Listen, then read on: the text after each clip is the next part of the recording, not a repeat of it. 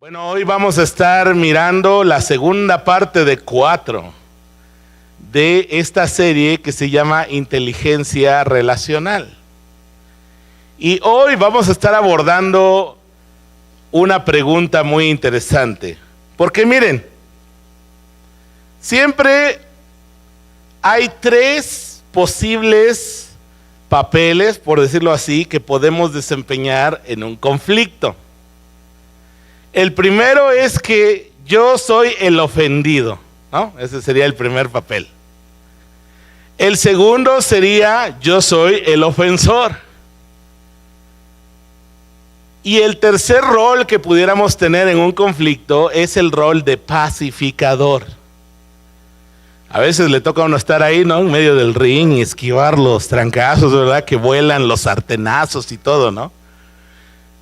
Y de hecho, en esta epístola a Filemón, los 3 personajes principales ocupan uno de estos roles en medio del conflicto que Pablo nos explica en esta carta.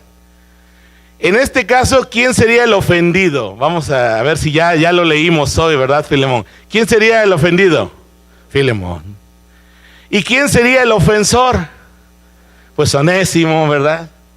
¿Y quién sería el pacificador o conciliador? En este caso, el apóstol Pablo. Entonces, hoy vamos a ver cómo abordar inteligentemente un conflicto desde el punto de vista del ofendido. ¿Qué hacer cuando alguien me ofende? ¿Es usted una persona a quien la persiguen los conflictos? A ver, levánteme su mano. ¿Cómo reacciona cuando lo ofenden? ¿Se lo toma muy personal? ¿Se deja llevar por la ira, verdad? Como globo inflado y ¡puf! Tronar. Busca una oportunidad para tomar revancha, ¿verdad? Porque la venganza es dulce, ¿verdad? ¿Verdad? Bien que lo sabe usted.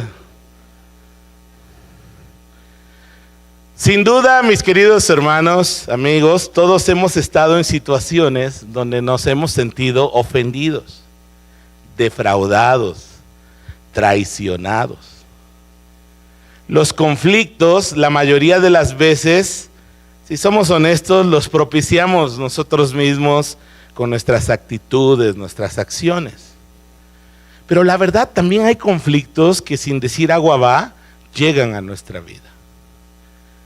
Y ahí es cuando nosotros podemos aprender de lo que dice Dios en su palabra y de los valores del evangelio para abordar inteligentemente los conflictos. Los conflictos se dan en todo lugar. ¿Qué tal en la relación matrimonial? ¿Hay conflictos o no? No, ¿verdad? Aquí no sucede, ¿verdad? Pero vamos a pensar hipotéticamente. ¿Qué tal en la relación padres-hijos? ¿Se dan los conflictos? No, tampoco, ¿verdad? O sea, aquí no ocurre, pero vamos a suponer que ocurriera. ¿Y qué tal en el trabajo? ¿Ocurren conflictos o no? Tampoco, ¿verdad? Nadie es envidioso, nadie es chismoso, nadie es amarranavajas, ¿verdad? Por ahí. ¿Y qué tal con los vecinos tan amables y cariñosos que te tocaron en la colonia, verdad? Así que, hermanos, los conflictos están por todos lados. Y fíjate bien, depende de ti que vivas una vida sin paz, amargada, llena de rencor contra todos, o que experimentes, escucha bien, la paz de Dios aún en medio de situaciones de conflicto. La semana pasada estuvimos viendo cómo no ser una persona tóxica. Y yo sé que nos cuesta trabajo ver nuestro propio veneno, les decía, ¿verdad? Pero yo espero que de las características que vimos, ojalá tú tengas la sinceridad, la objetividad de decir, sí, la neta aquí yo soy tóxico en esto y aquello, ¿verdad? Y la neta mi suegra es peor. No, no es cierto. Perdón, mi amor. No hablé de mi suegra, perdón. Borra eso, por favor. Lo que vimos, para hacer un breve resumen del domingo pasado, es que había 2 pasos que podemos nosotros aplicar en nuestra vida para dejar de ser personas tóxicas y volvernos personas de bendición. El primero era aprender a mirar a las personas como Jesús las ve. Él las ve con compasión y las ve por su valor de lo que son y no de lo que hacen o lo que tienen. Hablábamos que un pecado apapachado por la cristiandad occidental, o algunos pecados, eran en algún momento la esclavitud, después el racismo y el clasismo, ¿no? El hacer menor o mayor el valor de las personas según su grupo étnico o su estatus socioeconómico. Y eso está en todos lados. Pero Cristo quiere romper eso en nuestras vidas. Y que nosotros dejemos de valorar a las personas por si son más prietitas como yo o si son más güeritos como algunos de ustedes. Que sepamos que el valor de las personas no está en cómo se ven, ni si traen la camisa del perrito o la palomita volando acá, sino valen por lo que son, creación especial de Dios y portadores de la imagen misma de Dios. Entonces, tú como cristiano no toleres ser racista ni ser clasista. Trata de igual manera al rico y al pobre, al güero y al moreno, al chino, lo que tú quieras, ¿verdad? Porque mira, pasa como en el mundo. El mundo es una hipocresía, hermanos. En Hollywood, en las series de televisión, te escogen un güero, un moreno, un latino, un chino, ¿verdad? Pero eso sí, en el momento de la acción muere primero el chino, luego el latino, luego el moreno y al final el gringo salva al mundo. ¿O no?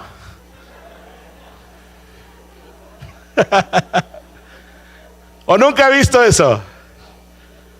Entonces usted quítese de eso como creyente, no sea clasista tampoco. El segundo paso, hermanos, para poder dejar de ser personas tóxicas y caminar a ser una persona de bendición, es que el amor y la fe que tenemos en Dios debe tornarse en actitudes bien prácticas para con nuestro prójimo.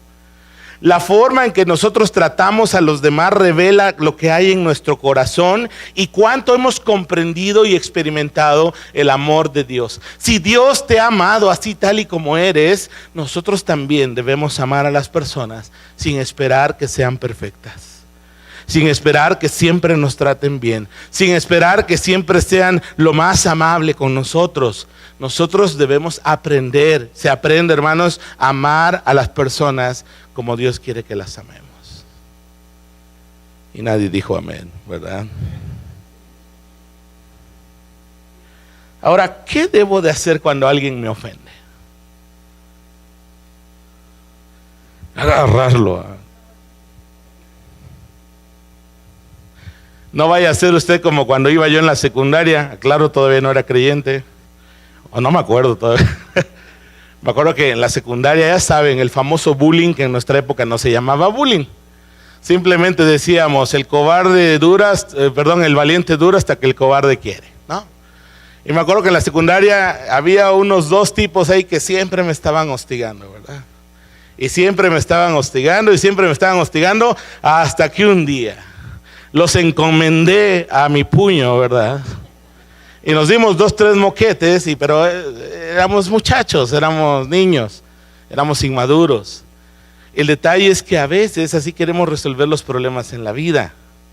Pero Dios tiene un camino mejor para nosotros, un camino donde no solo va a resolverse el conflicto, sino también va a haber bendición de parte de Dios. Y entonces, la pregunta para nosotros en esta mañana es, ¿qué debo de hacer cuando alguien me ofende? ¿Qué dice la Biblia? ¿Cómo debo manejar inteligentemente los conflictos? Abre tu Biblia, por favor, en Filipenses, pues capítulo 1, para que no perdamos las costumbres. Solo tiene un capítulo. Filemón, otra vez. Ese síndrome se llama se fue la juventud. Filemón, capítulo 1, versículo 8 al 18.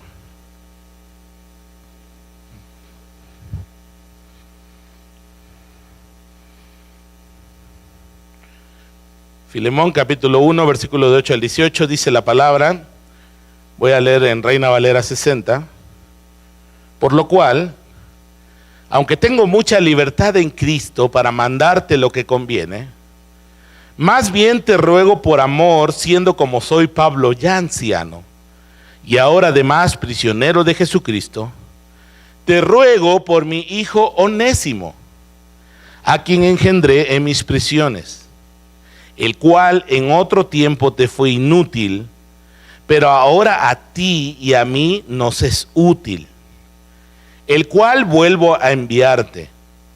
Tú pues, recíbele como a mí mismo. Yo quisiera retenerle conmigo, para que en lugar tuyo me sirviese en mis prisiones por el Evangelio.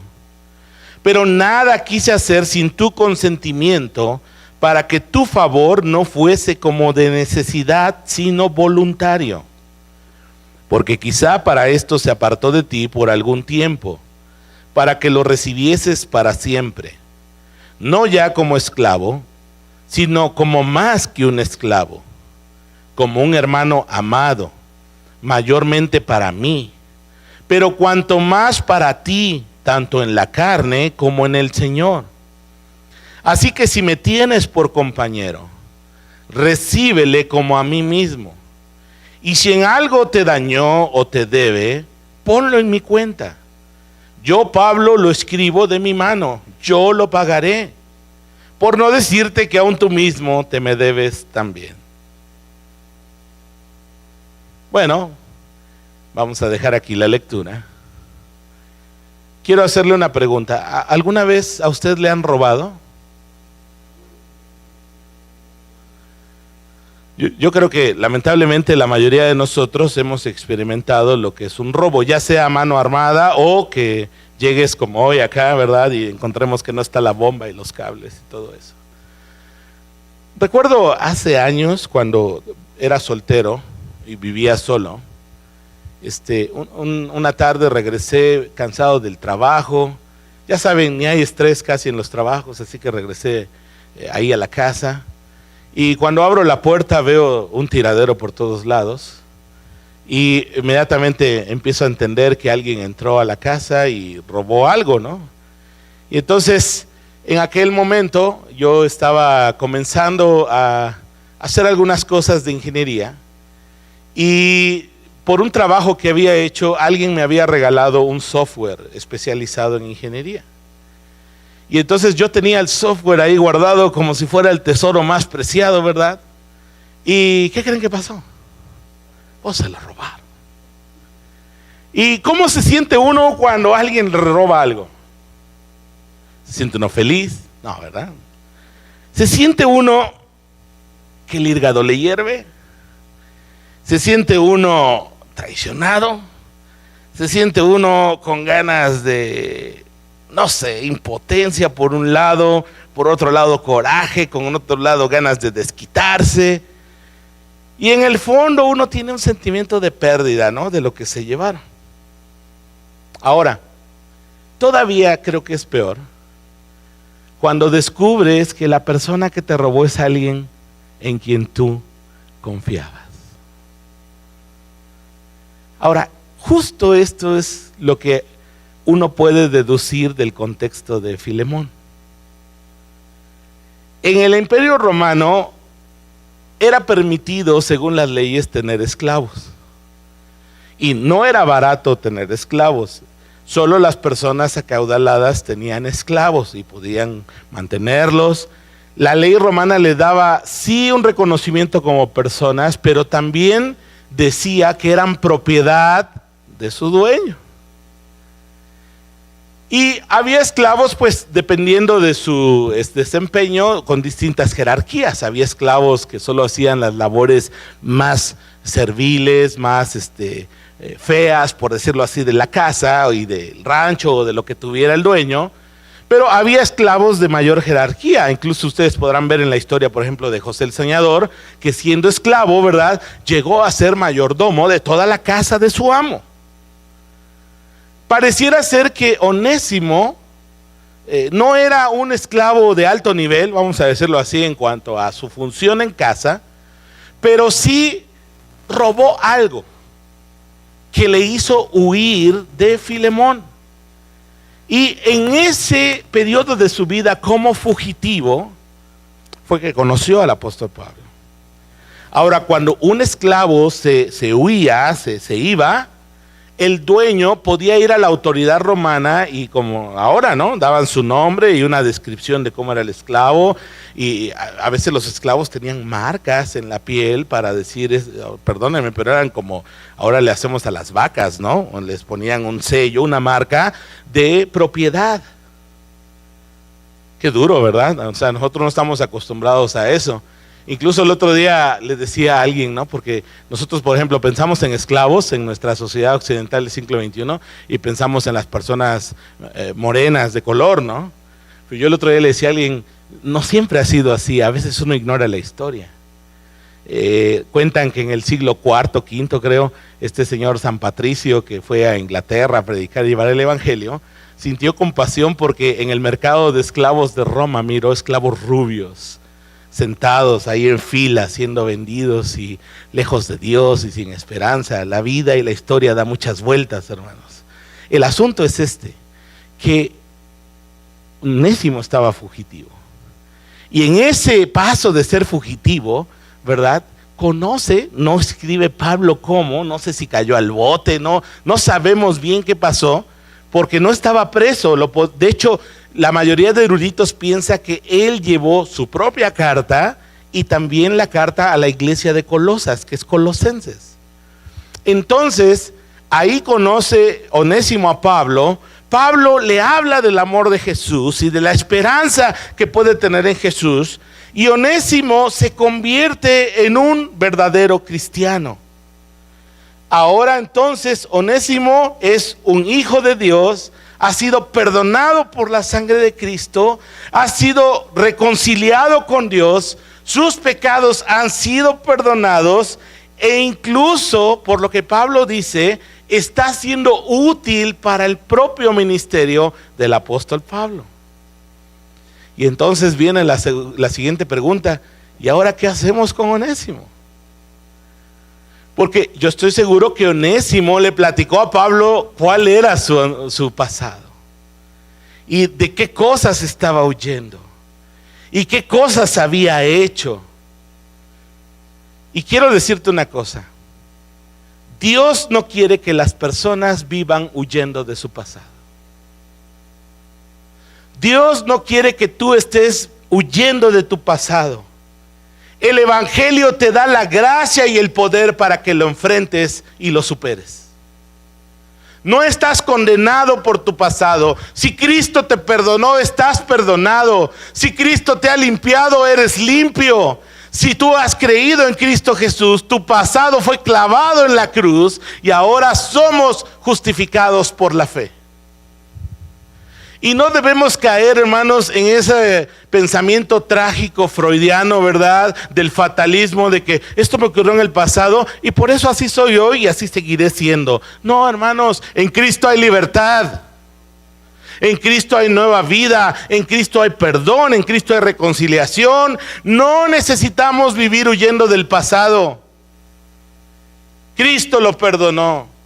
Su gracia y su poder hacen que nosotros podamos enfrentar ese pasado y superarlo. El evangelio es poder de Dios para salvación y su redención es completa, que alcanza el pasado, el presente y el futuro de aquel que cree en Jesús. Así que si vives atormentado por tu pasado, cree en Cristo y Él te va a perdonar, Él te va a limpiar, Él te va a llevar tu culpa para que tú seas libre. No vivas esclavo de tu pasado.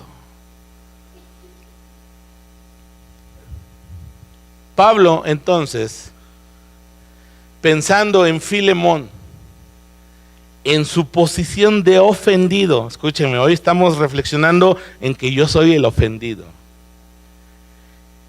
Le pide dos cosas en estos 10 versículos que leímos.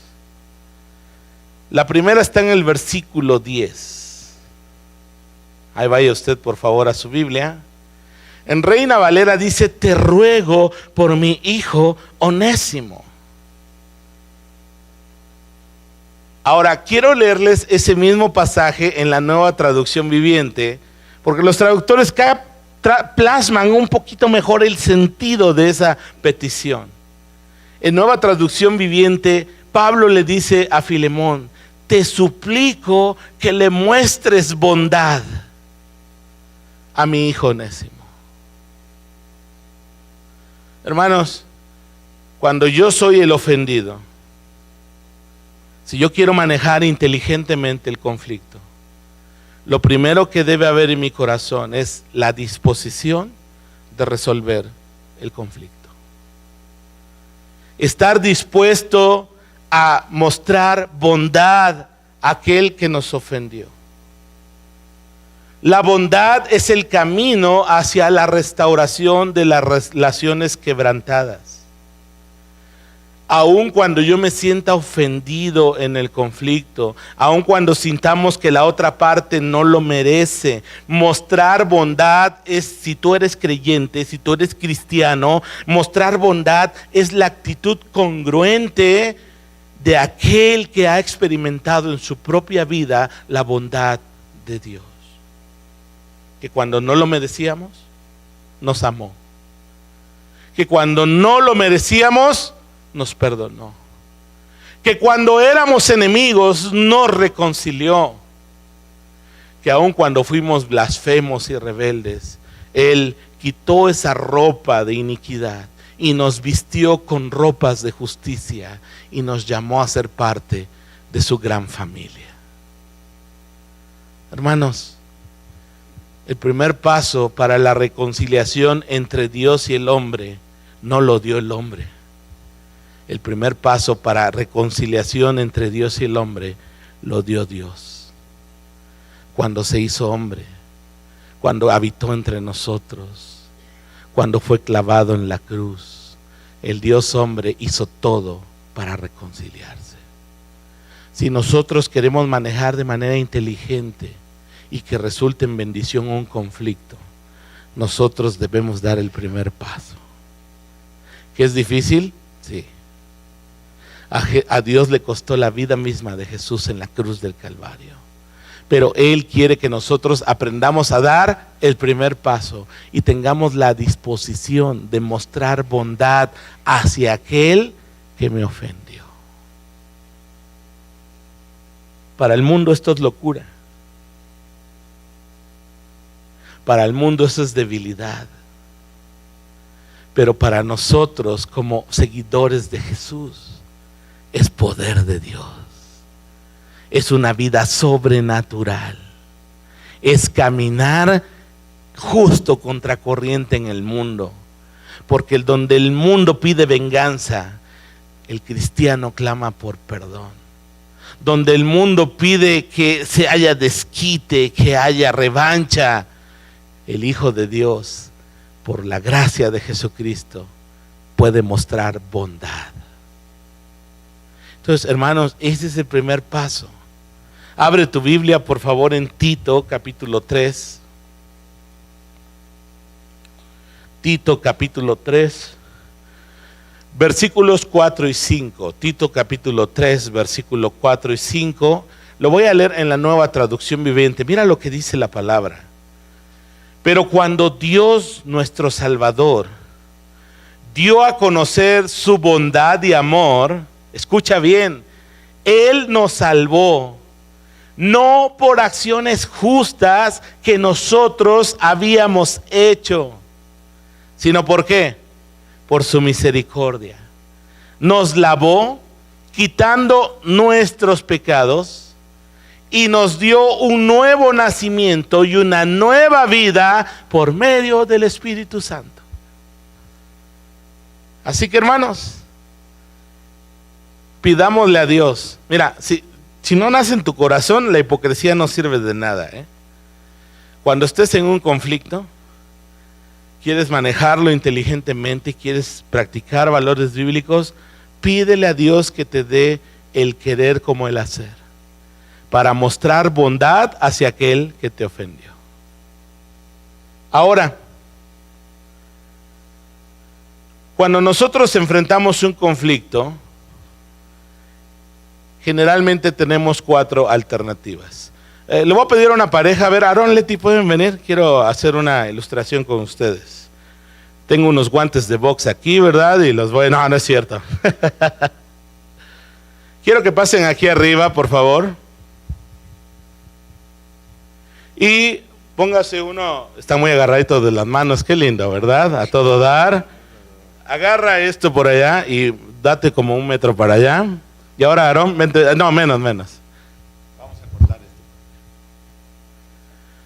Vamos a entender que ese pedazo de papel es lo que nos une en una relación. Ahora, normalmente en las relaciones hay conflictos y cuando surge el conflicto nosotros tenemos básicamente cuatro opciones que podemos hacer. Si de repente a ellos se les interpone un obstáculo, la primera cosa que ellos pueden hacer es huir. Y entonces cada quien suelta su punta, se va por su lado y huye del problema. Ahora, yo quiero preguntarles, ¿huir del problema lo resuelve? No, no lo resuelve. Pero mucha gente le gusta hacerle al escapista, ¿verdad? Y se zafa, y patitas, ¿para qué las quiero? Y se va. Y a veces son en cosas serias, ¿no? Un día un hombre embaraza a una chica, ¿verdad? Y dice, ay caray, ¿qué hacemos? Agarra sus tiliches y se larga. Y cuántas historias tristes, lamentablemente, conocemos de hombres, poco hombres, que simplemente se fueron. Y dejaron a mujeres valientes y trabajadores para llevar adelante su hogar. Entonces, la primera cosa que podemos hacer es huir. La segunda cosa que podemos hacer, si enfrentamos un obstáculo, es que él no le interese resolver el problema, pero ella sí. ¿Y qué pasaría? A ver, empieza a jalar un poquito el papel. ¿Qué pasaría si lo sigues jalando? Se va a romper. Va a haber conflicto. La tercera cosa que se podría hacer es que cada uno decida enfrentar el conflicto, pero para ganarlo. ¿Qué pasa si tú jalas para acá y tú jalas para allá? ¿Qué pasa? Se rompe, vuelve a haber problema. Y entonces, si cada uno decide enfrentar el conflicto para ganarlo, ¿qué va a pasar? ¿Se va a resolver el conflicto? No se va a resolver el conflicto. La cuarta cosa que podemos hacer es que haya un acuerdo amoroso, donde cada quien cede un poco, se ponen de acuerdo y brincan el problema. Muchas gracias. Denle un fuerte aplauso, por favor, a Aarón y Leti. Gracias, aunque sea me limpio la nariz con esto ahora. Digo, para aprovecharlo. Bueno, el sudor. Ahora la pregunta es, ¿qué haces tú cuando surge el conflicto? ¿Huyes? A uno le interesa y a otro no, y empieza a jalar, hay conflicto. Los dos luchan para ganar el conflicto, o atienden al consejo divino de poder hacer un acuerdo amoroso que les permita resolver el conflicto. Abre tu Biblia, Mateo capítulo 5, versículo de 23 al 26. Perdón, el tiempo me trae la guillotina.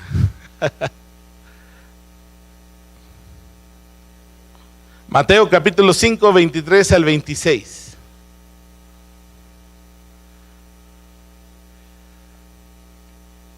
Dice, voy a leer en Reina Valera, dice, por tanto, si traes tu ofrenda al altar, déjeme hacer una paráfrasis contemporánea, vienes bien felizote a la iglesia y traes tus ofrendas y vienes a alabar al Señor, y allí te acuerdas que tu hermano tiene algo contra ti.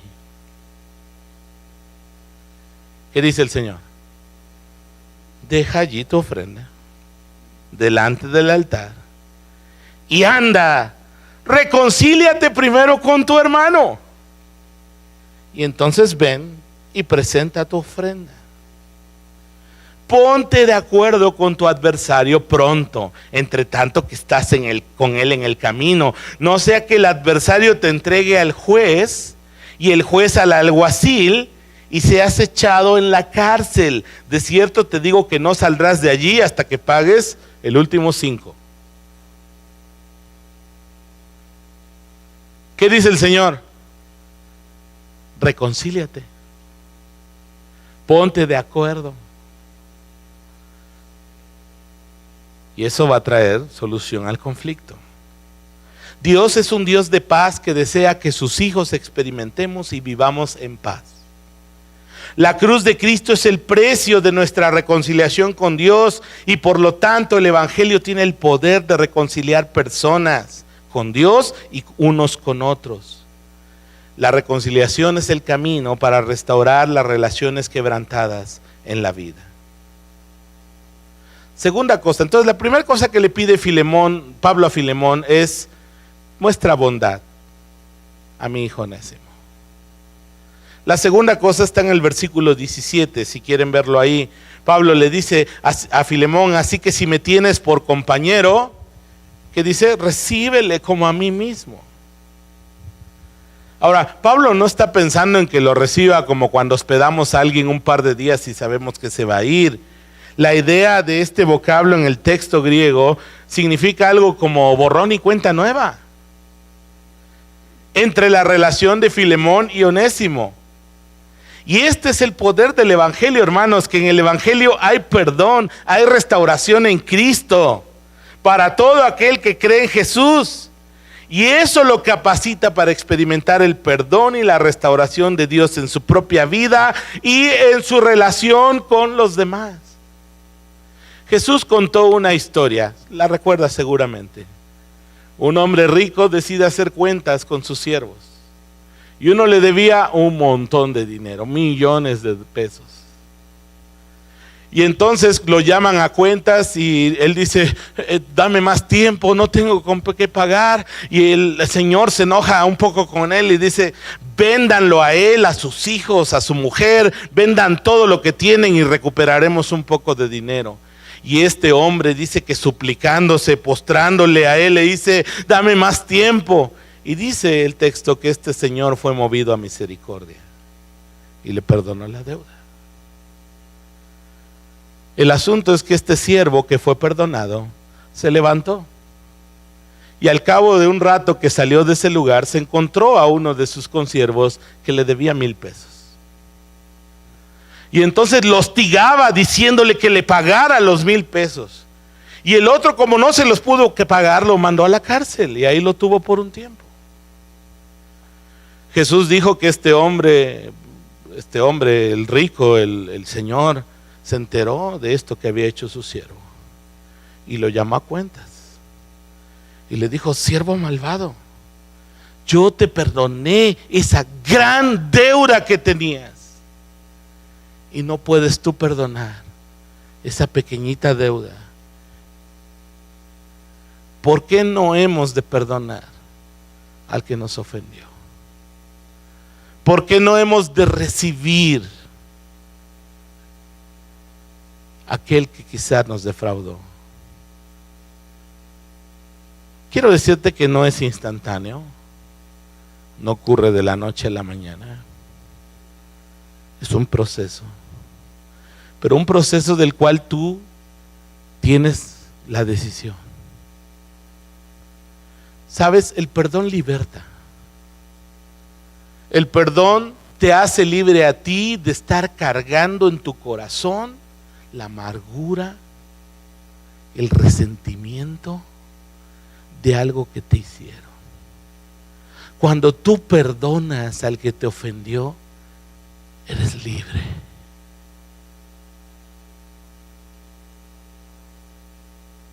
Y también liberas a aquel que te ofendió. Quizá aquel que te ofendió nunca te va a venir a pedir perdón.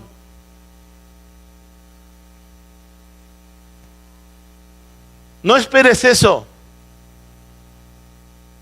Pero lo que sí tú puedes hacer es seguir el ejemplo de Jesús. perdonar, aunque no lo merezca. El apóstol Pablo en Colosenses dijo: de la manera que Cristo os perdonó, perdónense los unos a los otros. Así que aquel que te mandó a recordar tu 10 de mayo, ¿verdad? Ahí en el vehículo, perdónalo. Muchos no conocen a Dios. Viven lejos de Dios, sin esperanza, sin fe en este mundo. Aquel que te robó, aquel que te pidió prestado, ¿verdad? Y hasta la amistad perdiste, perdónalo.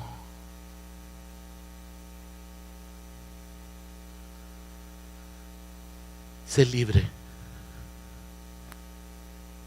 Ese es el poder del Evangelio. Eso es lo que Dios quiere hacer en tu vida. ¿Cuesta? Sí. Nuestro orgullo no nos deja, hermanos. Pero te diré que a veces es bueno pisar nuestro orgullo.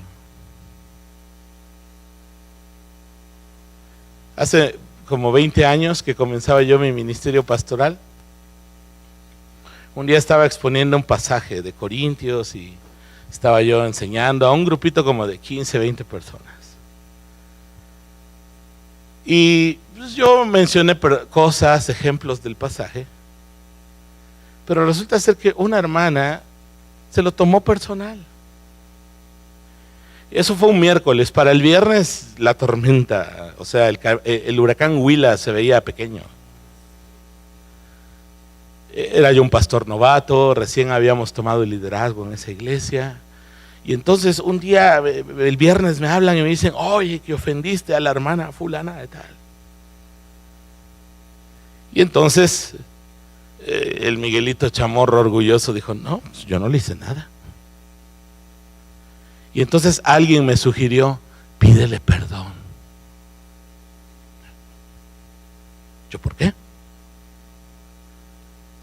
Porque cuando alguien nos ofende o sentimos que no ofendimos, pues como que no nos nace el pedir perdón, ¿no? Cuando alguien nos ofende, quisiéramos así, aquí, de rodillas: pídeme perdón, ¿verdad?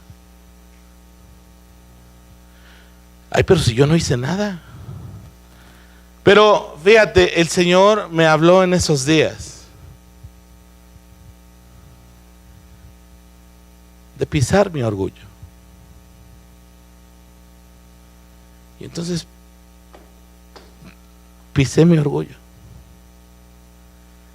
No te digo que fui entusiastamente: ay, sí, hermana. No. Fui como niño cuando va a fuerza. Pisé mi orgullo. Pedí perdón. ¿Sabes? Hasta la fecha conservo una buena relación con esa hermana. Y te digo una cosa: a veces vale la pena pisar tu orgullo. No dejes que tu orgullo no te ayude a manejar el conflicto. Jesús se humilló a sí mismo. Siendo Dios, tomó forma de hombre.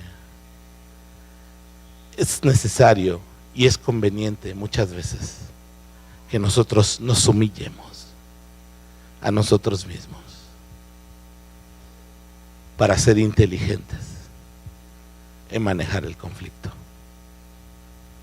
Así que si tu trabajo requiere que te humilles un poquito, humíllate.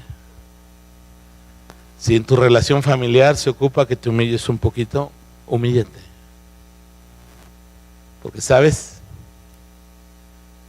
Dios resiste a los soberbios, pero le da gracia a los humildes. Y el que se humilla será enaltecido, y el que se enaltece será humillado por Dios.